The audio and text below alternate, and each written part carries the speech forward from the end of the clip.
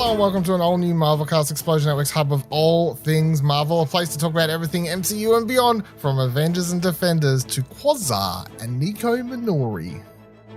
My name's Dylan Blight, the astonishing even. And joining me today on this episode, my duo crime-fighting partner in crime, Ultimate Ciaran Marchant. It is. Can I get? Sorry, Dylan, can you switch to your other personality, please? Like, if you could switch back to Ashley just to do the hosting, this feels wrong. Screw Xbox. Did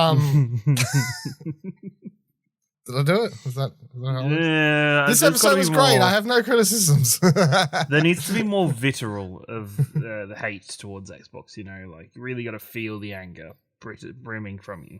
It's true. It's true. I missed out last week.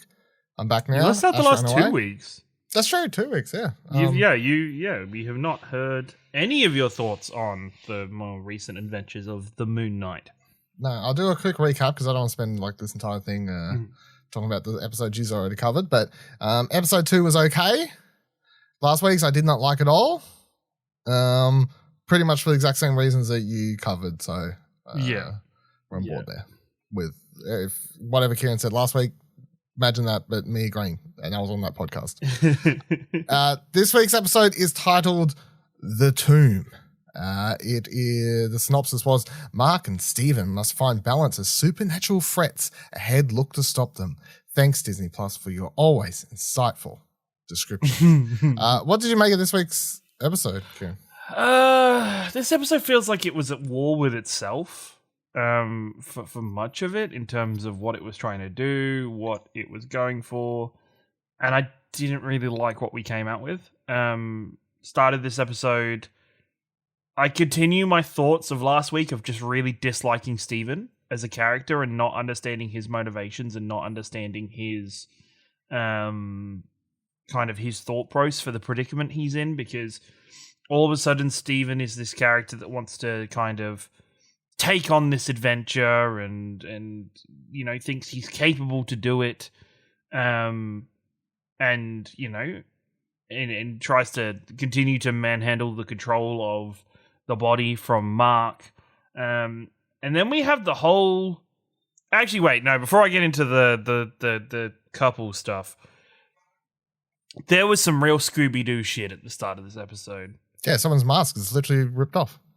Exactly. Well, yes, somebody's mask is literally ripped off, but fucking her like throwing the flare into the ammo crate and that being the solution to the problem was fucking terrible, because like the ammo crate kind of sparked a little bit. Like, it didn't do an explosion to destroy the vehicle, it just kind of sparkled a little and the guy fell off the back.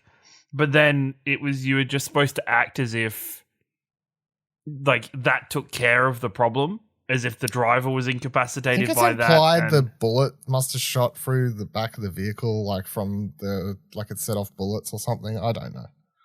Yeah. I don't know.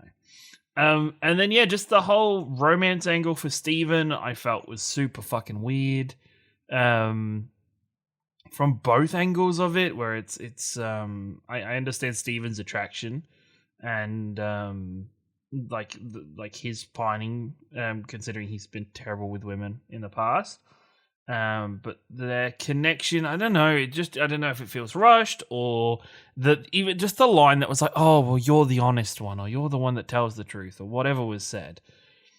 It just bothered me because that isn't what Steven is, because he hasn't told her the truth already. Like, he's already, you know, said, oh yeah, well, as soon as Kashun was gone, I'm going to be in control of the body and Marc's going to be disappearing forever. And it's like, okay, what the fuck is, you know, I just don't like the dynamic. The tomb itself, I thought was interesting for them to explore. There was the period where it was more of a tense kind of horror vibe with the, I don't want to call them, I guess I want to call them like mummy priests or mummified priests. Or I suppose it's just like a guardian of the tomb. Or a guardian. That was scary as shit, and I love that. Like, some of the cinematography throughout that period was great. the shot where the Guardian kept pulling. I can't remember her name now. Why am I blanking on the lead? It starts with M, doesn't it? No, am I going insane? This is Layla. Sorry, Layla. There we go. I keep saying her, and I don't want to keep doing that.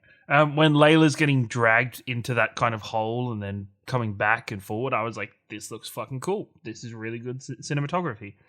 And then you have this whole tense nature of the tomb.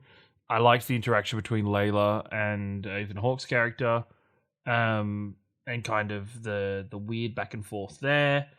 And then I'm like, "Fuck! I need to brush up on my ancient Egyptian / Greek / Roman history to learn about Alexander the Great a little bit more." Just a classic brush up. Just a quick brush up on those. Just a quick brush up. But quick brush up on Alexander the Great.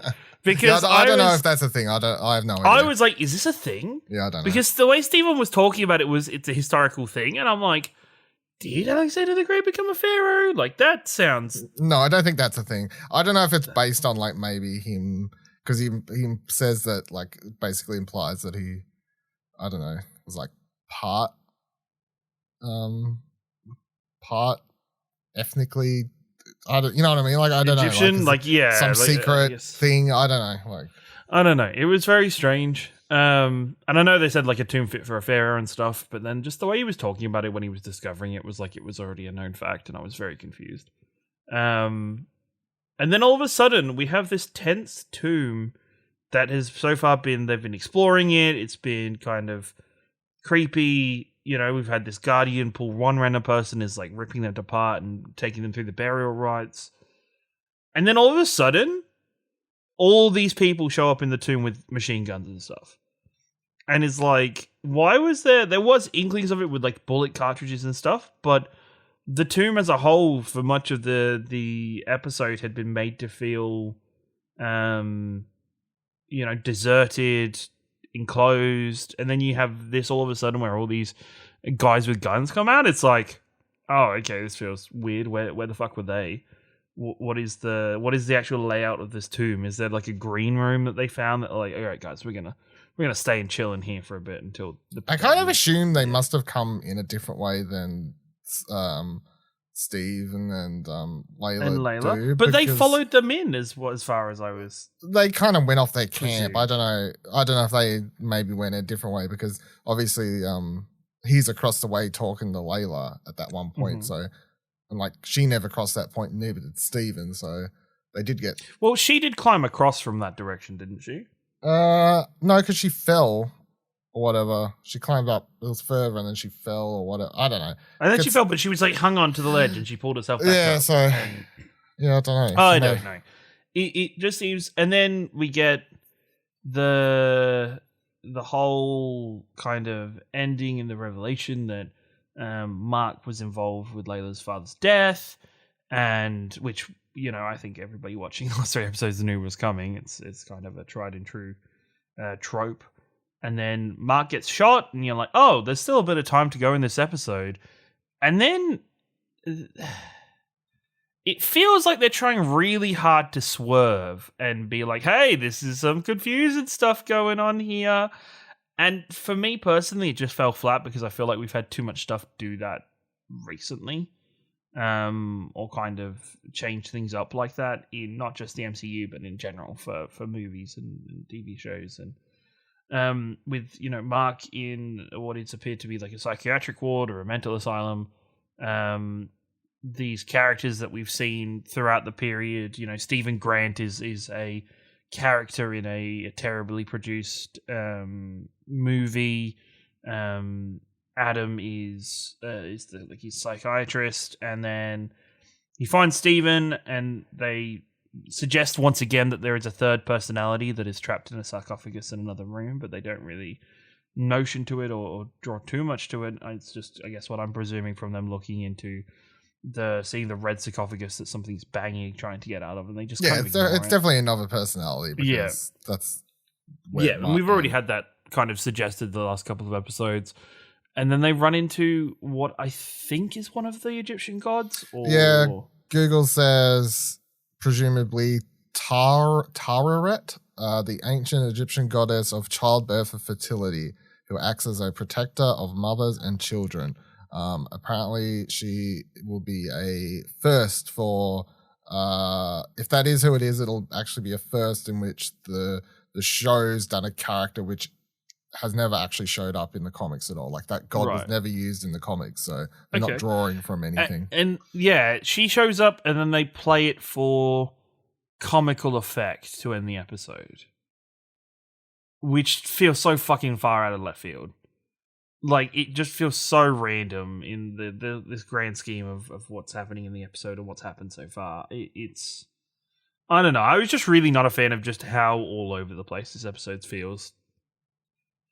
I think it's better than last week because I really did enjoy the same, like the scary tomb monster stuff, and that shot of Layla getting dragged like 2-3 times what it was back and in the fight, that was really cool, and I thought done well. All in all, though, like as much as I enjoyed that, there was a point where I was watching this going, I'm actually sort of getting bored of all this, just like everything. It's like watching a very long like Indiana Jones or National Treasure or something. Like maybe there's a reason those movies don't go for ages, and it's because we've now into episode 4, the 4th hour of this, and it's like, oh, this thing, this person, this thing leads to this place, and this thing. Like I was getting to a point where I'm like, fucking hell, like how many more tombs are we gonna have to raid and connections and things and whatever else to find? Like it's a never-ending goose chase over here, and there's so many gods' names being dropped and whatever else. I'm just sort of, I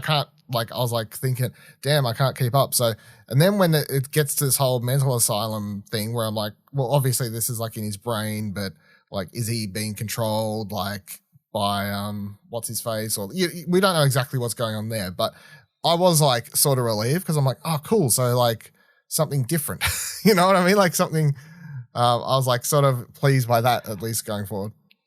I think something different was good, but I feel like they rushed to answer too many questions. Like, I feel like if the episode had ended with like a zooming out shot of Oscar Isaac staring into that window, and that had been the end of the episode, I think it probably would have been more interesting as like a kind of bringing a lot of questions that we'd have to wait a week for answers to. I just feel like maybe this goes back to there only being 6 episodes and they have to kind of fit everything in. I feel like they rushed to try and answer things or try and show things too quickly. I feel like although the end part was supposed to be funny, I feel like they just did it as a cliffhanger because it's more gonna leave most people tweeting out, you know, what the fuck? You're like confused. Like it's meant to be a bit funny, but then I guess the major thing is just supposed to be confusion. Like it's just supposed to be a cliffhanger of confusion. Like what the hell's happening? Sort of thing. Compared to last week where it was like, oh my God, is he going to live? But then you're like, of course he is because the show's about him. Whereas this week's like, what the fuck's going on? I guess what the fuck's going on, but at the same time, I don't know. I guess maybe I'm just too hard on the show or I'm just not enjoying it enough to be bought in with the confusion. But it was just kind of, I don't know. I think it just fell a little flat for me in the last scenes. I'm keen to at least spend some time in the next episode there because it, like the idea of those two running around talking to a hippo god, are presumably unlocking the third personality, and then you're going to have 3 Oscar Isaacs running around talking to one another. I don't know if that'll be the whole episode, but if that's like a period of time, to me, that's just interesting concept to see 3 different Oscar Isaac personalities.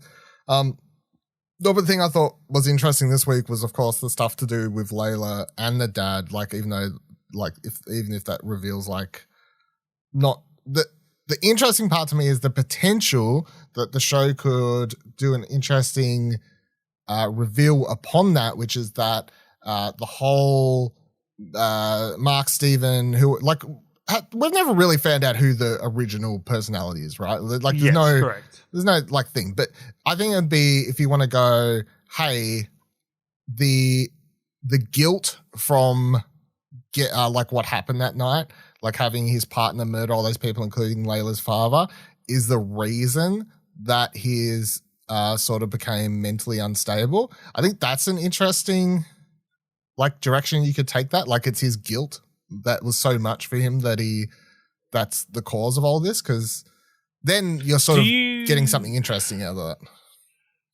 So, and I think I maybe missed information during this with his partner. Do you think him thinking it's his partner, it was the third persona? Nah. No, I think it's just straight. I think it's just straight. He got double crossed by someone because he was a mercenary, mercenary, whatever. And like, I think it's just played straight, like he was double crossed or whatever by a guy. You know, these things happen in every show that has mercenaries and stuff. So, you know, pretty typical. I think that's all it is. But I think, I think the guilt of that could be so high that that's what sort of leads him down this road.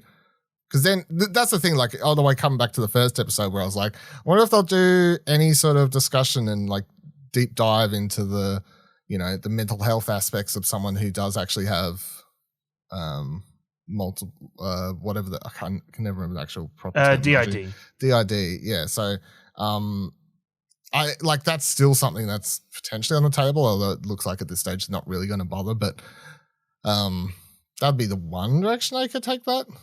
It was good to have an episode without Khonshu because I kind of got sick of him last episode.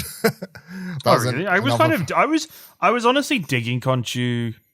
I was actually interested in Khonshu at the end of the episode with how his relationship with Steven changed, or how at least he seemed to soften to the idea of talking to Steven and kind of came down to his level. I was a little bit annoyed that just Steven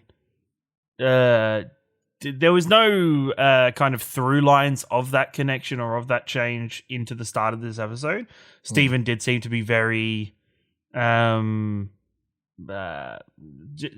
distant, but still disliked Khonshu and didn't have any change to him and how he foresees that god. He almost seemed like he was kind of happy that the god was gone. And it's just when we have this moment of, oh, this god has been nice to you and talked to you about this and had this softer moment and then given himself up so you guys can try and find where this place is for you to fulfill, to stop, you know, something majorly bad happening to the rest of the world. It's just, I would have liked to see some kind of narrative repercussions for that moment in our characters. So the thing that I was trying to work out too is going into next week's episode, they found that figure in Alexandra's mouth. So is that's supposed to let him get Khonshu? Well, that is no. So that figure is the god's figure that Adam is trying to free. The bad one, that one, right? The bad one, yeah, because that's her stone statue that is like version of like Khonshu's stone statue that's in that has been placed in amongst the bookshelves. Because all I was thinking is the way out of someone getting shot is obviously if time slowed down, everything that we see happen is in his mind or whatever. But then somehow this god who's working with them now, the hippo god, helps them free Khonshu. Because then obviously once he puts the suit on, doesn't matter if he's been shot, healing powers, we're good. I think it's something to do with the water he fell into. And the seal of Horus that was placed, that is apparently protecting this temple and stuff. Like, I feel like it'll be something to do with that. Or there'll be kind of some kind of reasoning about the slow motion shot of him falling into the water and everything prior to the reemergence into the mental hospital. Well, only 2 episodes left, so love it or hate it, this series seems to be going rather fast because I guess everyone else is usually a bit longer, but anyway. Last one was like 6, wasn't it? And Hawkeye was what? No, it was more than Hawkeye 6. was 6? No, I swear Hawkeye was only 6. It was like 7 or 8. Because I remember us consistently having the conversation, like the last couple being like, wow, we're 3 episodes in, they've still got so much to cover. Hawkeye quickly. Because that was a shorter one, but I still swear it was. Oh no, maybe it was. Let's have a look. Oh no, it was 6. But I guess that didn't feel like it had as much to do because it was like a more it was simpler story. Like it didn't have like a million gods and characters and whatever else. So maybe that's the reason I'm like, wow, This show's just gone by, and I don't know if a lot's happening or not enough's happening. I can't decide. So anyway. Yeah. Let us know what you thought of this week's episode of Moon Knight. Of course, head on over to our Twitter, explosionnetwork.com/Twitter. You can join our Discord to come talk about Marvel, pop culture, whatever you want over there, explosionnetwork.com/Discord. And if you like this episode and thought it was worth $1, head on over to our Ko-fi page, explosionnetwork.com/support to buy us a coffee. Also, if you're listening to this, me and Ash did record the other day our quick thoughts on the teaser trailer for the latest Thor movie, so check out that extra episode of all new Marvel cast as well. And we're only 2 weeks away from Doctor Strange in the multiverse of madness, so look forward to that as well. I think it's the week this ends, I guess, is when it lines up. Like this ends and then or the week after, however it lines up. But yes, look forward to all that. Only 2 more episodes of Moon Knight left. Ash will probably be back next week. Look forward to him doing this however he does it. I don't know. Enjoy. Goodbye. Watch something, I guess? Keep watching stuff, I guess. Yes. Marvel.